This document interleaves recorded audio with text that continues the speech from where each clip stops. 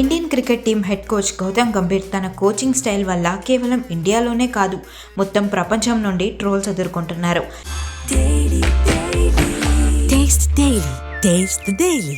Head కోచ్గా గంభీర్ బాధ్యతలు తీసుకున్నప్పటి నుంచి టీం సెలెక్షన్ మార్పులకు సంబంధించి ఫ్యాన్స్ మండిపడుతూనే ఉన్నారు.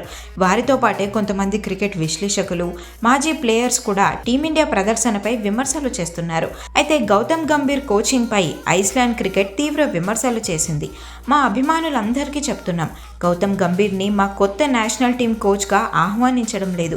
ఆ స్థానం ఇప్పటికే భర్తీ చేయబడింది. మేము 2025లో ఆడిన మ్యాచుల్లో 75% గెలిచామంటూ ఐస్లాండ్ క్రికెట్ ఎక్స్ వేదికగా పోస్ట్ పెట్టింది. దాంతో ఈ పోస్ట్ ఒక్కసారిగా వైరల్ అయింది. ఈ పోస్టుపై ఫ్యాన్స్ రకరకాలుగా రియాక్ట్ అవుతున్నారు. ప్రపంచంలోనే పవర్ఫుల్ టీమ్గా పేరు తెచ్చుకున్న ఇండియన్ క్రికెట్ టీం కోచ్ను ఐస్లాండ్ క్రికెట్ బోర్డు ఇలా బహిరంగంగా ఎగతాళి చేసిందని అంటున్నారు. అంటే టెస్ట్ క్రికెట్లో కోచ్గా గంభీర్ స్థానం ఎంత బలహీనంగా ఉందో అర్థమవుతుందని ఫ్యాన్స్ అంటున్నారు. జూలై 2024లో టీమిండియా హెడ్ కోచ్గా గౌతమ్ గంభీర్ బాధ్యతలు చేపట్టారు. అతని కోచింగ్లో భారత్ 12 ఏళ్లలో మొట్టమొదటిసారిగా సొంత గడ్డపై న్యూజిలాండ్తో వైట్ వాష్కు గురైంది. ఆస్ట్రేలియాలో జరిగిన బార్డర్ గవాస్కర్ ట్రోఫీని 1-3 తేడాతో ఓడిపోయింది. సౌత్ ఆఫ్రికా సిరీస్లోనూ అదే పరిస్థితి కనిపిస్తోంది.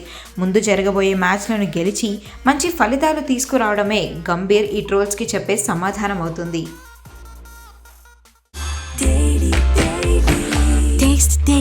Taste the Daily.